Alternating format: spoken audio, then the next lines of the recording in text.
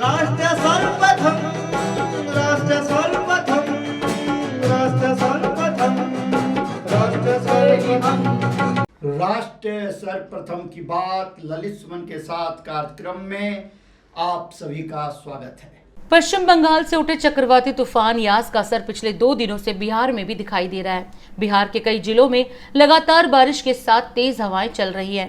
तो वहीं बिहार के मुख्यमंत्री नीतीश कुमार ने एक बार फिर शनिवार को चक्रवाती तूफान यास को लेकर सभी विभागों व जिला प्रशासन को जरूरी कदम उठाने के निर्देश दिए हैं। साथ ही मुख्यमंत्री नीतीश कुमार ने ट्वीट कर कहा कि चक्रवाती तूफान यास के कारण लगातार बारिश और तेज हवा से कई जिले प्रभावित हुए हैं। निर्बाध बिजली आपूर्ति और सड़क पर आवागमन जारी रहे व जल जमाव ना हो, इसके लिए संबंधित पदाधिकारी गण मुस्तैदी से काम कर रहे हैं। बिहार वासियों को भी मौसम विभाग की चेतावनी के अनुसार सावधानी बरतनी चाहिए।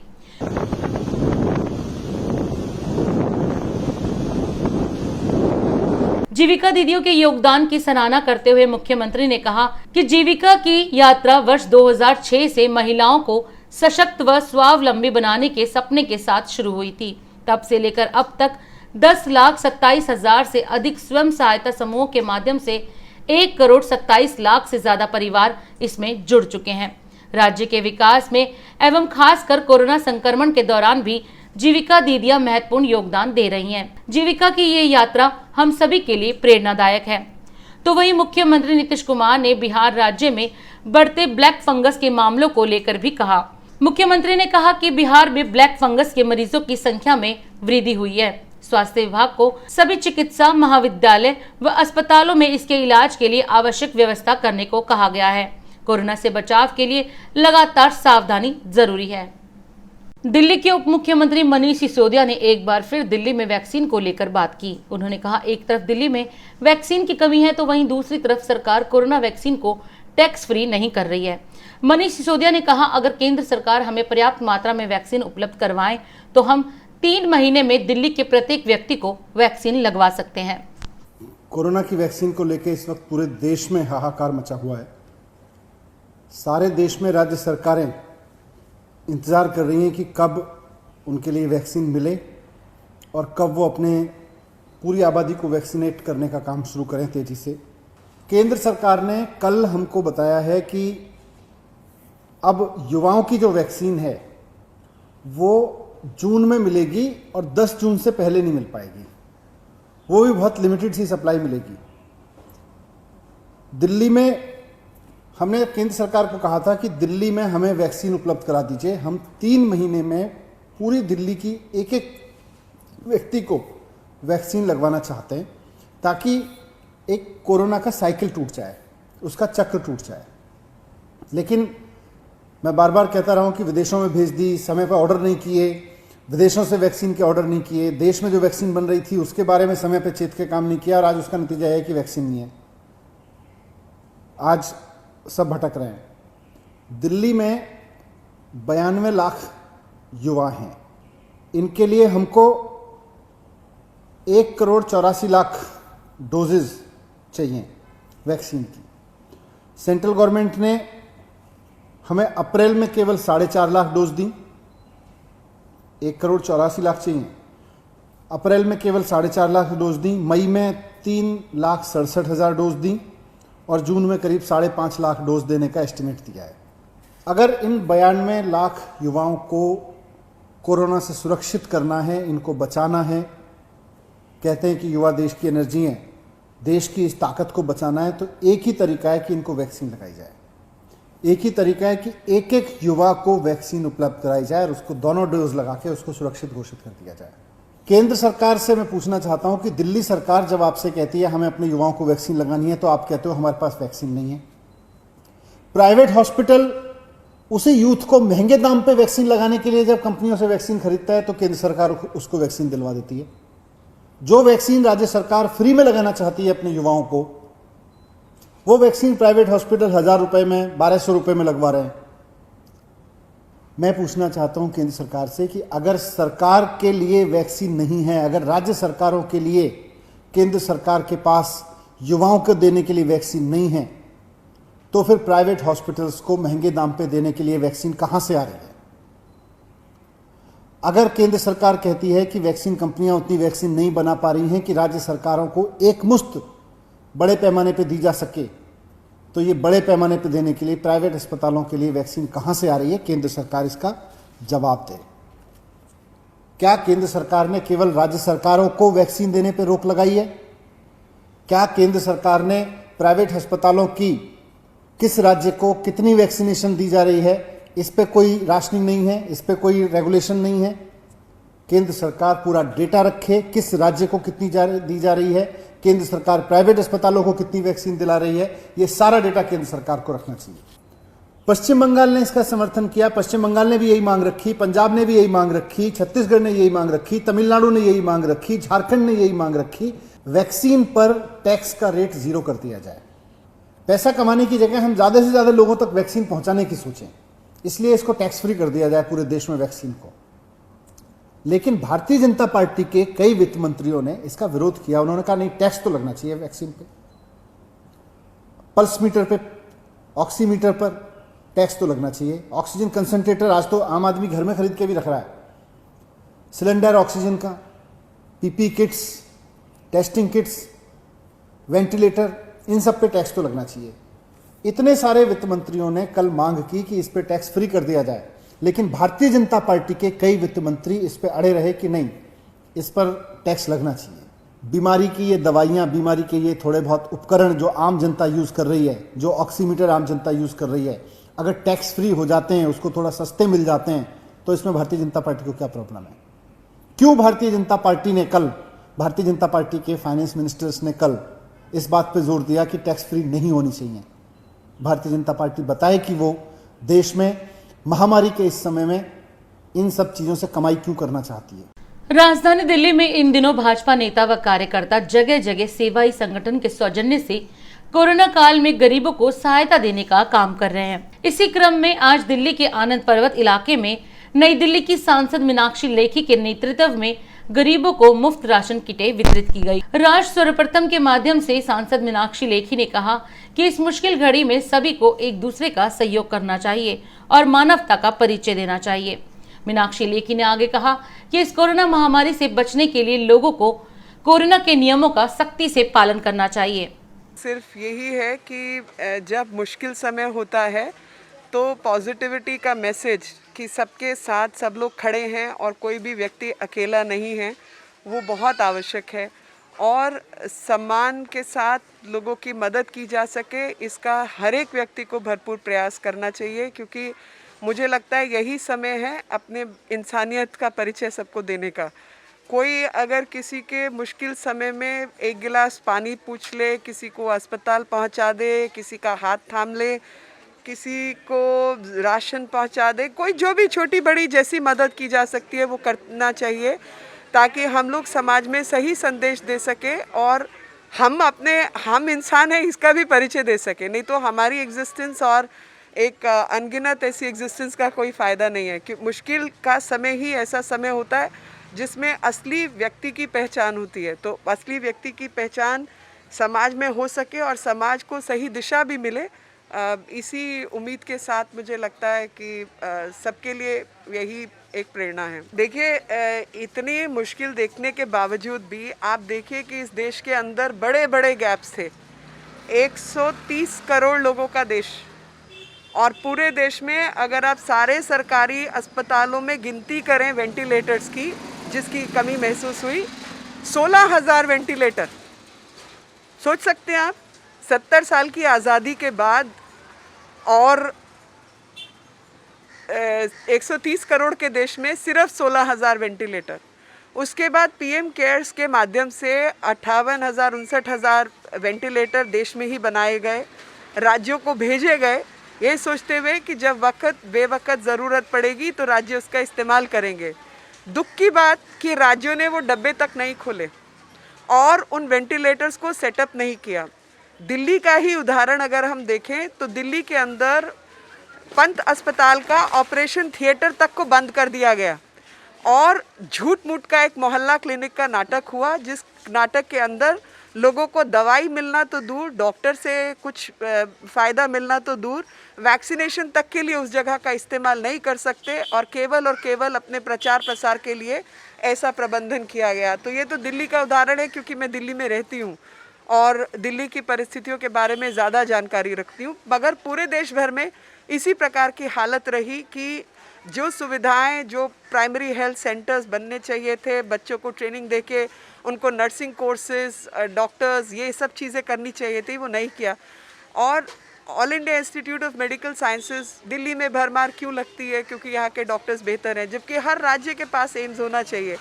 70 साल की आज़ादी में भी तो 6 एम्स बना पाए और अभी पिछले 7 साल के अंदर उसकी संख्या को ठीक दुगना तिगना कर दिया गया है।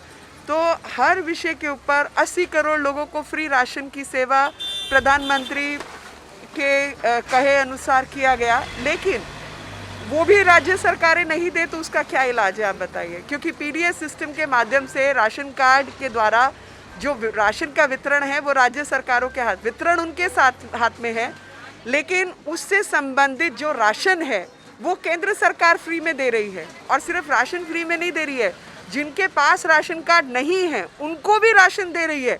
लेकिन सिर्फ प्रधानमंत्री गरीब कल्याण अन्न योजना का नाम बदलने मात्र से उसको मुख्यमंत्री घर घर राशन योजना बना देने से वो राज्य सरकार की योजना नहीं बन जाती है।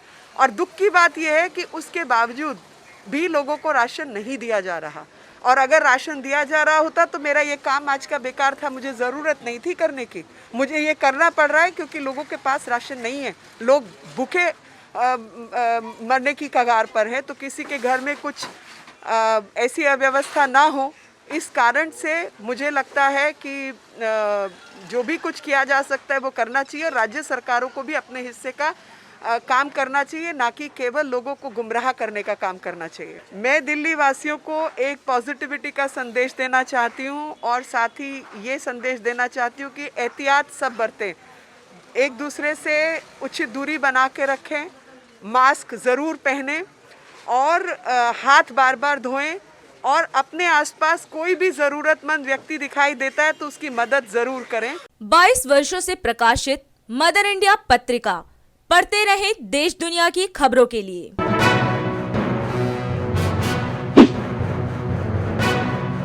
26वें वर्ष में आपके लोकप्रिय समाचार पत्र इंडिया दर्पण का प्रवेश। आप देखते रहे अपने क्षेत्र की खबरें।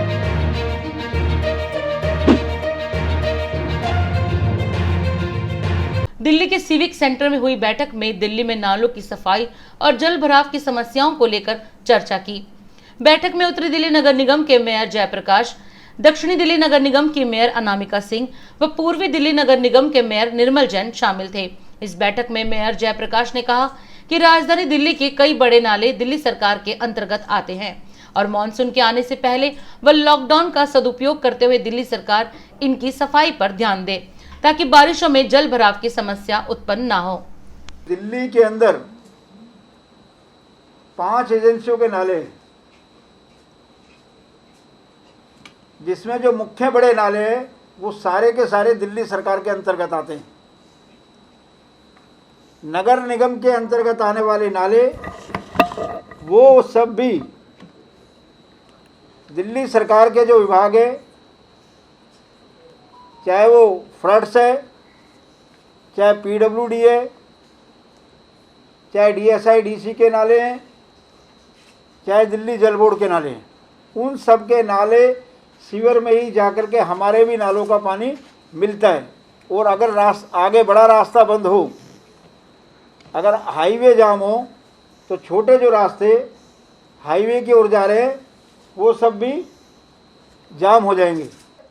मैं आप सबके माध्यम से दिल्ली सरकार से ये कहना चाहता हूँ, क्योंकि दिल्ली के सभी बड़े नाले आपकी सरकार के अंतर्गत आते हैं और जब अभी लॉकडाउन पूरा खुला नहीं है, जब लॉकडाउन पूरा खुल जाएगा तो इन नालों की सफाई करने में ज़्यादा समस्या आएगी। तो जैसे हम लॉकडाउन का सदुपयोग कर रहे हैं, ऐसे दिल्ली सरकार भी लॉकडाउन का सदुपयोग करे और उनके सभी विभाग अपने अंतर्गत आने वाले सभी बड़े नालों की सिल्ट समय पे निकाल करके एसएलएफ पे भिजवाए, ताकि जब बारिश तेज़ हो जाए, तेज़ बारिश आए, तो बड़े नाले में रुकावट ना हो, बड़े नाले भरे ना, हम हर तरह की का समाधान करने के लिए तैयार है। मॉनसून के जो प्रवेश आते ही उसकी तैयारी जो हम अभी वर्तमान में हम लोग 60 से 65% कर चुके हैं। इसका प्रमाण भी है कि अभी यहाँ देखिए, ये चित्र के द्वारा दिखा सकते हैं कि हमारी तैयारी कितनी सुदृढ़ है। यहाँ पर ये फोटो के साथ हम आपको दिखाए हैं कि देखिए हमारा कार्य जो है वो 60% हो चुका है। और चारों जोनों में जो है, जहाँ पर हमारी साउथ की जो 4 जोन है, तो 4 जोन में कितना सिल्ट हमारा उठ चुका है, निकाला जा चुका है। यहाँ पर 71 नाले जो हैं, इनमें बड़े नाले हैं, 71 नाले हमारे एसडीएमसी का है, और 5 बड़े नाले जो हैं वह डीडीए दिल्ली जल बोर्ड का है। और साउथ जोन में हमारे 62 नाले हैं, वेस्ट जोन में हमारे 73 नाले हैं, नजफगढ़ जोन में हमारे 66 नाले हैं। टोटल हमारे 272 दक्षिणी दिल्ली में नाले। देखिए, दिल्ली जल भराव से ना जूझे, जल भराव से संबंधित समस्याओं का सामना ना करना पड़े, जल जनित मच्छर जनित बीमारियों से हमें जूझना ना पड़े, उसके लिए नगर निगम प्रोएक्टिव होकर काम कर रहा है।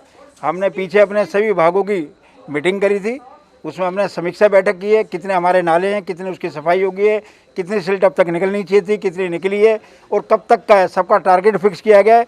और हमने इस संबंध में दिल्ली के जो बड़े नाले हैं, जो दिल्ली सरकार के अंतर्गत आते हैं, चाहे वो पीडब्ल्यूडी का नाला है, चाहे डीएसआईडीसी का नाले हैं, चाहे फ्लड्स के नाले हैं, चाहे दिल्ली जल बोर्ड की सीवर लाइन है, वो उन सब के लिए भी हमने चिट्ठी लिख के भेजी है कि समय रहते वो अपनी सफाई करे, ताकि जो हमने सफाई की है उसका लाभ दिल्ली की जनता को मिल सके। अगर हम तीनों निगमों की बात करें, तीनों निगमों ने 34,000 मीट्रिक टन सिल्ट निकाल करके एसएलएफ तक पहुंचा दिए। और पीडब्ल्यूडी की बात करें तो 500 मीट्रिक टन भी अभी तक सिल्ट नहीं निकली है, जबकि नाले तो पीडब्ल्यूडी के ज़्यादा है।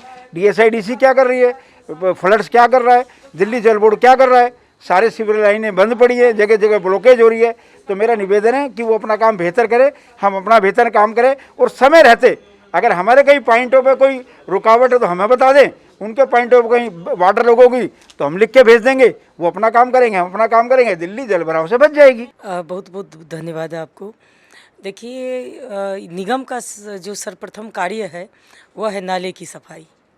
और अब मानसून आ गई है, और मानसून आने के बाद क्या होता है कि नाले की तो सफाई हम लोग प्रत्येक जो महीना करते ही रहते हैं सही ढंग से, लेकिन मानसून आने के बाद हम लोग जो है उसमें विशेष सफाई अभियान जो है वो शुरू करते हैं, जिसके अंतर्गत साउथ दिल्ली में हमारे 4 जोन हैं और 272 जो है हमारे नाले हैं। क्योंकि बड़े बड़े जो नाले हैं वो तो हमारे पीडब्ल्यूडी के अंतर्गत है, और जो हमारी दिल्ली सरकार की 5 एजेंसियां हैं उसकी रिस्पॉन्सिबिलिटी है। लेकिन हमारे जो छोटे नाले हैं और दक्षिणी दिल्ली में जो 272 नाले हैं, उसमें जो हम पूर्णतः 60% जो है उसका जो है सफाई कर चुके हैं, और 16,500 मीट्रिक टन अभी तक हम सिल्ट उठाने में जो है वह कामयाब हो चुके हैं। मैं आप सबको बताना चाहता हूं कि पूर्वी दिल्ली नगर निगम ने अपने सभी नालों को लगातार काम शुरू कर दिया है, और लगभग हम इस समय 10,000 टन से ज़्यादा हम सिल्ट निकालते। जिस तरह से मैंने अभी आने से पहले भी अधिकारियों से बातचीत करी थी, और सारा पूरा काम मैंने समीक्षा करी, तो मुझे लग रहा है कि ये हम टारगेट पूरा कर लेंगे। लेकिन एक सबसे बड़ी समस्या जो आ रही है, जो अधिकारियों ने मुझे बताया कि पीडब्ल्यूडी के नालों से सिर्फ अभी तक 257 टन सिल्ट निकली है। बड़े नाले जितने हैं वो सारे पीडब्ल्यूडी के या फ्लड कंट्रोल डिपार्टमेंट के, तो ये तो उनको इसको समझना पड़ेगा। उनको जब तक उनके नालों की, मैंने भी बताया ना कि जैसे फ्लड कंट्रोल ड्रेन नंबर 1 का जरा सा नाला उसमें से पानी के जैसे उसका लेवल आता है, सारा शादरे में अंदर पानी भर जाता है, और हमारी सारी मेहनत जो है वो 10 मिनट के अंदर बेकार हो जाती है। तो मेरा आप निवेदन है कि दिल्ली सरकार लेकिन कम से कम नालों का व्यवस्था करें, नहीं तो ये दिल्ली को आगे हम जल भराव से नहीं बचा पाएंगे। दिल्ली प्रदेश कांग्रेस कमेटी के अध्यक्ष अनिल चौधरी ने प्रेस वार्ता कर 1 जून से दिल्ली में शुरू होने वाली अनलॉक प्रक्रिया पर सवाल उठाए हैं। उन्होंने दिल्ली सरकार से सवाल किया है कि जिन 2 वर्गों को यानी निर्माण कार्य और फैक्ट्रियों को अनलॉक किया जा रहा है, तो क्या उनसे जुड़े व्यवसायियों को भी दुकानें खोलने की इजाजत दी जाएगी? कल जो प्रेस वार्ता में दिल्ली के मुख्यमंत्री ने घोषणाएं की, उसमें उस वर्ग को उम्मीद थी कि उनको राहत मिलेगी। साथियों, मैं जिक्र कर रहा हूं दिल्ली के व्यापारी वर्ग। ये व्यापारी वर्ग जो दिल्ली में लगभग 10 लाख से ज़्यादा छोटे बड़े मार्केट एसोसिएशन हो, दुकानदार हो, इनकी एक बड़ी तादाद दिल्ली में, और इस वर्ग के साथ जो जुड़े हुए जो लोग हैं, जो इन दुकानों पे या मार्केट के अंदर जो काम करते हैं या सीधे या इनडायरेक्टली जो लोग जुड़े हुए हैं, उनकी भी तादाद बहुत ज़्यादा है। लगभग 30 से 35 लाख वो परिवार हैं जो इस व्यावसायिक गतिविधियों के साथ जुड़े हुए हैं। आज ये परिवार और ये जो वर्ग है इस लॉकडाउन के कारण बहुत प्रताड़ित है। यही कारण है कि जब कल दिल्ली के मुख्यमंत्री ने घोषणाएं की तो इन लोगों को बहुत आघात पहुंचा। उम्मीद थी कि दिल्ली के मुख्यमंत्री कुछ घोषणा करेंगे, बाजारों को लेकर के कुछ राहत दी जाएगी, लेकिन ऐसा हुआ नहीं। जिस तरह से अरविंद ने जो घोषणाएं की है कि फैक्ट्री और कंस्ट्रक्शंस वर्क को खोलने पे सहमति बन सकती है या सोमवार से उनको राहत दी जा सकती है। मैं समझता हूं कि पहले तो इन दोनों ही क्षेत्र को जिस तरह से खोलने की तैयारी की जा रही है, फैक्ट्री यानी मैन्युफैक्चरिंग यूनिट्स को और कंस्ट्रक्शन वर्क को, ये दर्शाता है कि मुझे लगता है कि दिल्ली के मुख्यमंत्री बगैर किसी सोच समझ के, बगैर किसी स्टडी के केवल मीडिया में आते हैं और बयान दे देते हैं। मैं दिल्ली के मुख्यमंत्री को ये अवगत कराना चाहता हूं, जिन 2 क्षेत्रों को आप इजाजत दे रहे हैं खोलने की, और जिस तरह से आपने घोषणा की, मैं समझता हूं दिल्ली के लोगों को आप मूर्ख बनाने का काम कर रहे हैं। आपको ये समझना चाहिए, आपने कहा है कि इंडस्ट्री या फैक्ट्री को हम खोलेंगे, तो कई तरह के प्रश्न हैं जो दिल्ली के मुख्यमंत्री से पूछे जाने चाहिए और लोगों के जहन में ये सवाल भी। यदि किसी फैक्ट्री में किसी चीज का प्रोडक्शन होता है तो मैं दिल्ली के मुख्यमंत्री से पूछना चाहता हूं, जब तक आप बाजारों को नहीं खोलोगे तो फैक्ट्री में बनने वाले उत्पाद को आप कहां जाकर बेचेंगे? और यदि थोक व्यापार या थोक का व्यापारी उस माल को जब खरीद के बेच ही नहीं सकता है तो नीचे खुदरा व्यापारी कैसे बेचेगा? तो दिल्ली को गुमराह करने वाला जो आपने घोषणा किया है, मैं आपको कहना चाहता हूं, ये तीनों जो वर्ग हैं, इस व्यापारी वर्ग में भी एक व्यक्ति वो है जो एक किसी चीज का उत्पादन करता है, दूसरे स्टेप में वो जाके थोक मार्केट में जाता है और थोक मार्केट से फिर खुदरा बाजार में हमारे गली मोहल्लों में जाकर के वो दुकानों पे बिकता है। यदि इन तीनों में से किसी भी एक कड़ी को ब्रेक किया जाता है तो मैं समझता हूं ये पूरी इंडस्ट्री डिस्टर्ब होती है। तो अरविंद केजरीवाल ने जिस तरह से फैक्ट्रियों को खोलने की घोषणा तो की है, लेकिन उस पर यह नहीं सोचा कि कोई व्यक्ति अपनी जब फैक्ट्री खोलेगा तो वो अपने प्रोडक्शन किए गए माल को कहां बेचने जाएगा जब थोक व्यापार बंद है। तो ये अधूरी तैयारी जो है मुख्यमंत्री साफ तौर पे दिखाती है कि आपने बगैर किसी तैयारी के इस तरह की घोषणाएं कर दी, और ये काम आप लगातार बार बार दिल्ली में कर रहे हैं जब से लॉकडाउन शुरू हुआ है। ना आपकी हॉस्पिटल्स के अंदर तैयारियां थी, ना लॉकडाउन की पहले चरण में तैयारी थी कि लेबर क्लास को हमने कैसे फूड देना, कैसे उनके घर तक पहुंचाना है, कैसे उनकी सुरक्षा करनी है। वैसा ही हाल आज आपने व्यापारियों के साथ कर दिया है।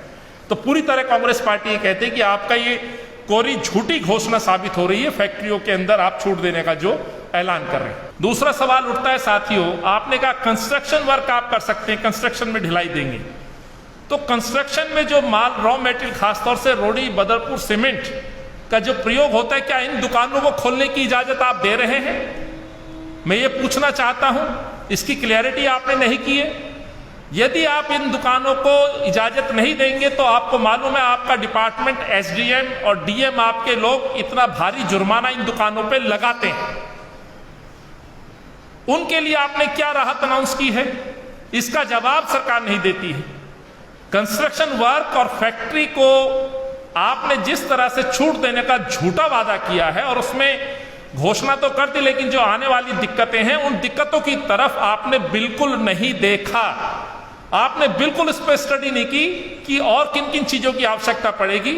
और मैं समझता हूं यदि फैक्ट्री और कंस्ट्रक्शन वर्क को छूट दिए तो तमाम बाजारों में फिर वो छूट मिलनी चाहिए। 22 वर्षों से प्रकाशित मदर इंडिया पत्रिका, पढ़ते रहे देश दुनिया की खबरों के लिए।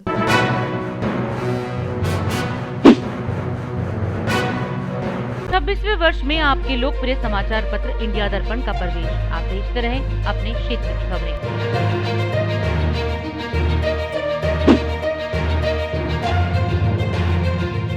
राजधानी दिल्ली में कोरोना महामारी के चलते पिछले 1 महीने से ज्यादा समय से लॉकडाउन जारी है।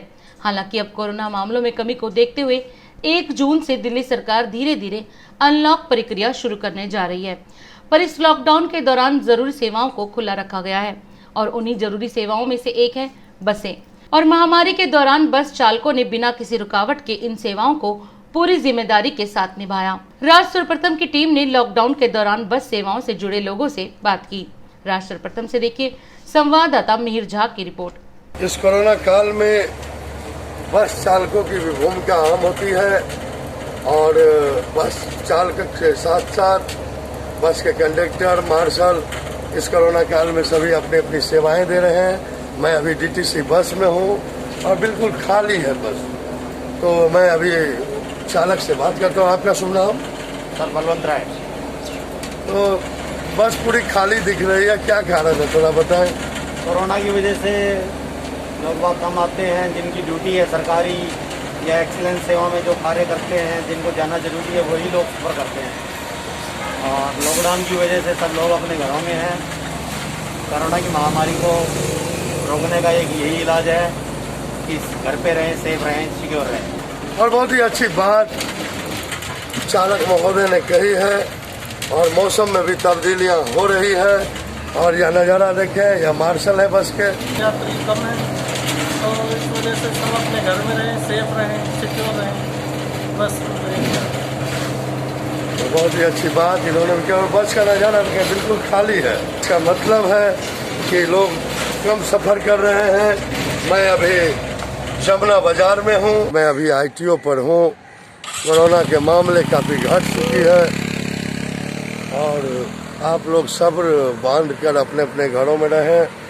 2 गज की दूरी, मास्क है बहुत ज़रूरी, इस नियम का पालन करते रहें। अब वह दिन दूर नहीं है कि कोरोना खत्म होने को चला है, लेकिन असावधानी बरतेंगे तो पुनः कोरोना का कहर महानगर दिल्ली शहर में पनप सकती है। इसलिए पूर्णतः सावधानी बरतने की आवश्यकता है। तो इस प्रकार से यह नज़ारा अहले सुबह का ITO का है। आप सभी अपने घरों में रहें, 2 गज की दूरी, मास्क है बहुत जरूरी। मैं कात्यायनी टीवी नेशनल के लिए मिहिर कुमार झा। अब वक्त है देश दुनिया की धड़ाधड़ 10 खबरों का। IMA ने दावा किया है कि कोरोना की दूसरी लहर से जंग लड़ते हुए लगभग 550 से ज्यादा डॉक्टरों की जान चली गई। कोरोना वायरस से दिल्ली में आज 900 नए मामले, दूसरी लहर में पहली बार 1000 से कम केस। महाराष्ट्र के ठाणे में 26 साल पुरानी इमारत ढहने से 7 लोगों की मौत, सरकार ने किया मुआवजे का ऐलान। लद्दाख गतिरोध पर बोले सेना प्रमुख, यथास्थिति में एक तरफा बदलाव मंजूर नहीं। अलीगढ़ में नकली शराब का कहर, 20 लोगों की मौत के बाद एक्शन में प्रशासन, 5 अधिकारी निलंबित। बिहार में यास के चलते 7 लोगों की मौत, नीतीश कुमार ने जारी किया पीड़ित परिवारों को 4-4 लाख देने का निर्देश। IMA ने रामदेव को दी चुनौती, कहा बताएं किस अस्पताल ने इलाज के लिए पतंजलि की दवाएं दी। इस साल 10 जून को रखा जाएगा वट सावित्री व्रत। धार्मिक मान्यताओं के अनुसार इस व्रत को सुहागन महिलाएं अपने पति की लंबी उम्र और संतान प्राप्ति के लिए रखती हैं। तारक मेहता का उल्टा चश्मा की अभिनेत्री मुनमुन दत्ता की बढ़ी मुश्किलें, वाल्मीकि समाज के अपमान का लगा आरोप। UAE में नहीं खेले जाएंगे IPL 2021 के बचे हुए मैच, बीसीसीआई ने लगाई मुहर। राष्ट्र सर्वप्रथम की बात ललित सुमन के साथ कार्यक्रम में आज हम आपसे यही विदा लेते हैं। राष्ट्र सर्वप्रथम, राष्ट्र सर्वप्रथम, राष्ट्र सर्वप्रथम, राष्ट्र सर्वप्रथम।